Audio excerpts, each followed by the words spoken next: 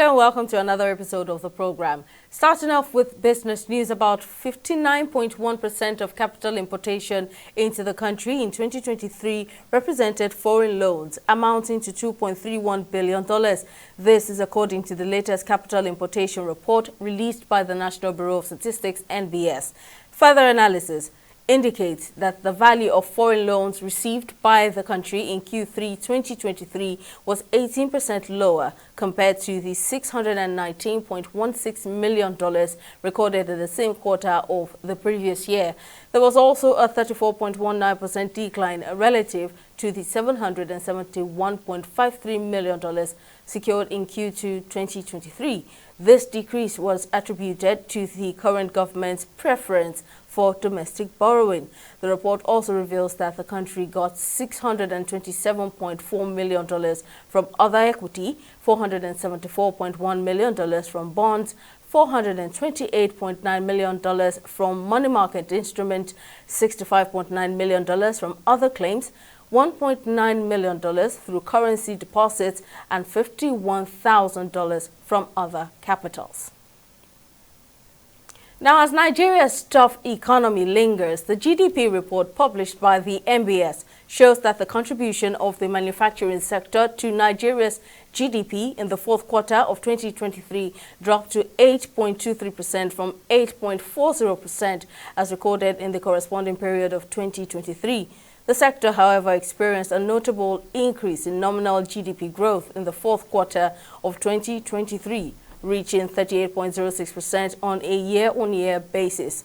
This marked a significant leap of 29.20 percentage points from the 8.86% growth observed in the same period of 2022 and a modest improvement of 1.47 percentage points over the previous quarter's growth rate of 36.59%. Experts say the decline in the manufacturing sector's contribution to the real GDP was anticipated given the challenging macroeconomic conditions it faced. Elevated energy costs, significant exchange rate fluctuations, increased interest rates, and the rising cost of raw material imports has forced many companies to scale back production and enjoy narrower profit margins. Now, in company news, in a bid to address the challenges impacting the nation's economic stability, the Office of the National Security Advisor and the Central Bank of Nigeria have teamed up to clamp down on Forex speculators across the country. A statement by the head strategic communication on ANSA, Zachary Minjiyawa, says the partnership was aimed at safeguarding Nigeria's foreign exchange market and combat speculative activities. The Forex crisis has led to economic distress in recent times, sparking protests across the country as citizens can no longer afford basic needs. Minjiyawa added that efforts will make progress in ensuring a stable and transparent foreign exchange market, fostering investor confidence, and advancing the nation's economic well-being. Still on company news, Afreximbank and the Africa Continental Free Trade Area (AfCFTA) is set to further simplify cross-border trade within Africa with the launch of its African currency trading platform, Pan-African Payment and Settlement System (PAPS) in May of 2024. Afreximbank President Benedict Orama, while making the announcement, says the bank, through its array of AfCFTA enabling programs, presents clear solutions to the challenges implementing free trade agreement. He also highlighted some of these challenges that affect cross-border trading within Africa, including the existence of multiple standards for tradable goods and the limited capacity for conformity assessment, transit constraints across the 55 fragmented countries and 110 borders, and poor access to trade and investment information. According to Orama, PAPS is a solution to the 55 fragmented payment systems across Africa, which will unblock funds locked in various African countries due to a lack of foreign exchange, adding that the system will allow Africans to receive payment in their nation's currency. Well, let's take a short break. The program will return shortly. Do stay with us.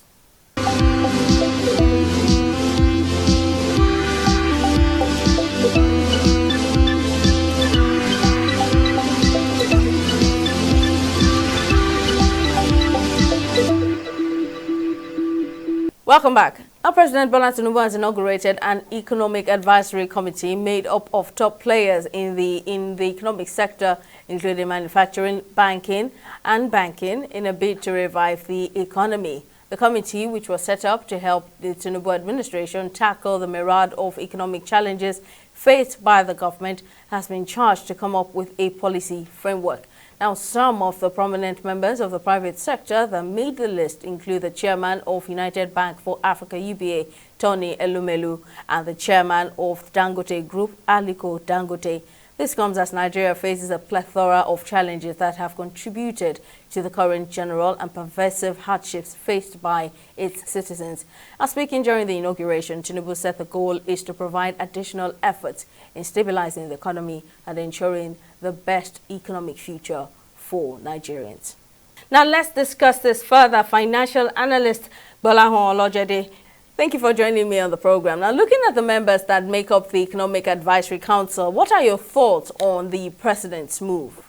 I believe so. I believe is the right group of people to be able to provide solutions. So you have a current CBN governor in that place. You have a past CBN governor also in that place. You have governor.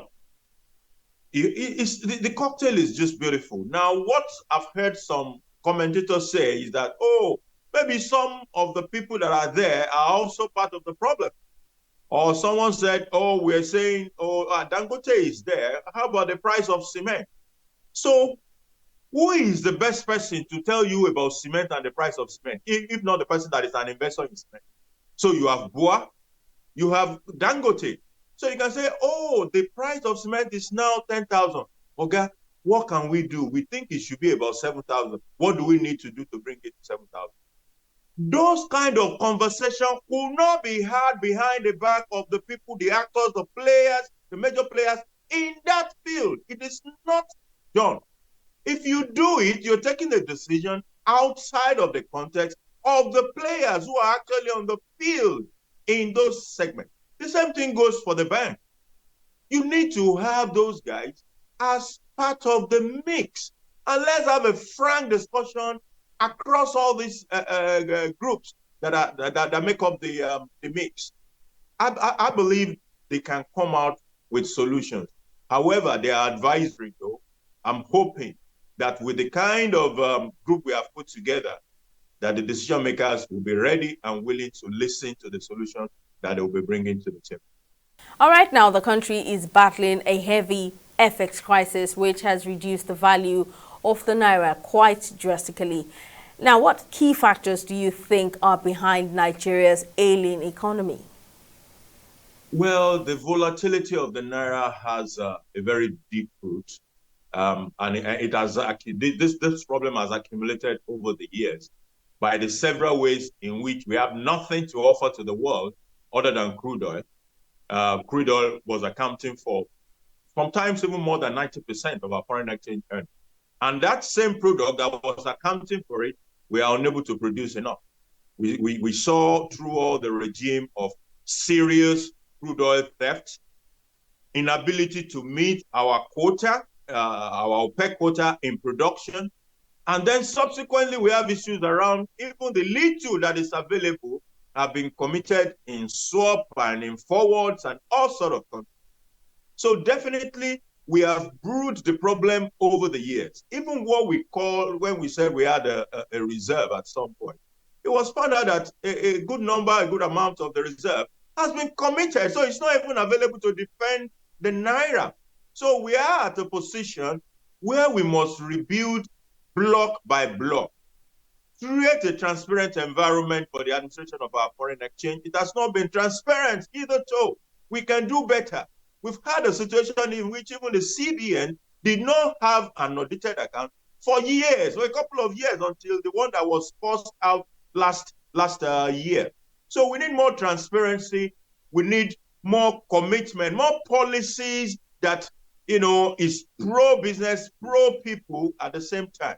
So we also now need to produce goods and services that we can offer to the world at the same time as curtail our own passion for consuming imported product. I still hear people tell me I can't eat Nigerian rice. And the question to me is, what exactly is the problem? Is it because they put Nigerian behind that you cannot eat it? I've heard people who told me my children don't wear Pampers that are made in Nigeria. I've seen people brought in beef from other countries, beef, common cow meat from other countries to come and eat in Nigeria. Even toothpicks are imported into Nigeria. But all these things are not something that lend themselves to microwave solution. We have to plan it and over the period be able to find solutions around that. But there are things that we need to do more or less on the emergency situation, which those are the intervention that we need to put in the middle of this crisis. I think that is part of why we're even having this advisory committee that the president has set up, so that we can intervene, especially in food-related issue as well. If you look at our inflation figure, the role of food in that number is huge. So what can we begin to do about food? If we deal with food, we will be able to moderate the composite inflation figure. So those are the kind of intervention that we need to do for the short term, while we look forward to what we can do in the medium to long term to stabilize the currency. Right. As a professional, where do you think the government should start from in addressing this economic decline? I believe you have already answered that, but what long-term policies would you recommend? For the long term, we must be able to produce not just goods, but also services. The other time, the Central Bank governor had said something that some people said, oh, why is he saying that and all of that? If you check how much Nigerians are spending abroad for education, you will be embarrassed. If you check how much we're spending on medical tourism, it is embarrassing. The question is, those are services, and why can't we produce it at the right level, worthy enough of the consumption of our people within Nigeria, so that all those hard-earned foreign currency, we don't go and give it to other people in other parts of the world. We can conserve it here and make it count for us as a people. So we must produce not just only goods, but also services. Offer it to the world, be able to make foreign exchange. Then the way we have built an economy on commodities, things needs to change. And when I even say commodities, it's as if we have many commodities. The only commodity we actually offer the world is crude oil. So, but we need to move away from just commodities into value-add products. So instead of focusing solely on exporting crude, how about we export crude and also refined products? So that is where the issue of the refineries that are currently still not commercially producing comes into play. Can we even produce and feed West Africa with refined petroleum products? Let's even say we're not even going to Europe or Asia. Can we provide refined products to Africa, to West Africa, rather than just exporting?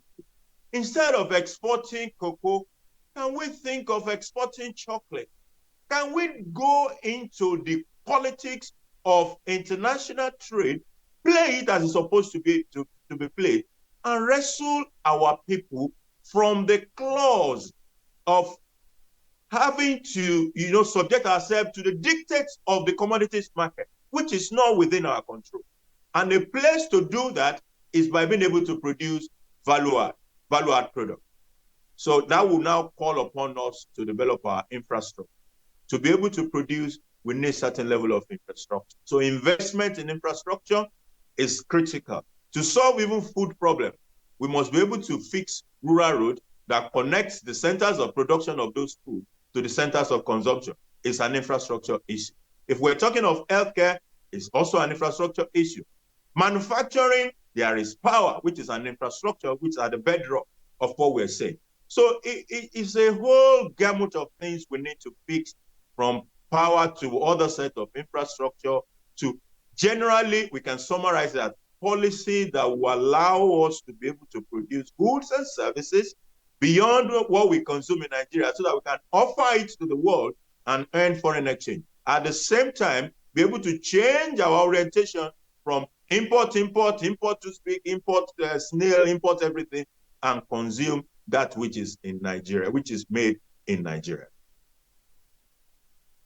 Now, the issue of adopting policies of international financial organizations such as the World Bank and International Monetary Fund (IMF) has long been a topic of debate among economists and policymakers.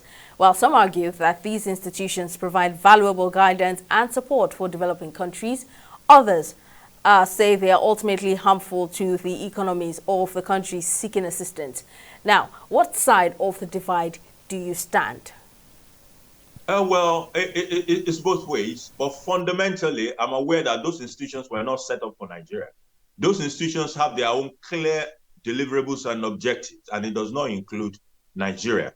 So what that says to me is that from time to time, their own objective and that of Nigeria may clash. And when those things happen, they're not going to promote your own objective. They will promote their own objective. That is what they were set up to do.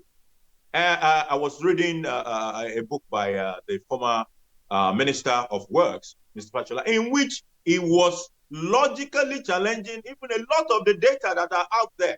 We don't even know how many people live in Nigeria. Then somebody will tell us how many children are out of school. How did you know how many children are out of school if you don't even know how many people live in that country? What is the basis for arriving at that figure? So if you say, oh, 17 million housing deficit, how did you know? How did you arrive at it?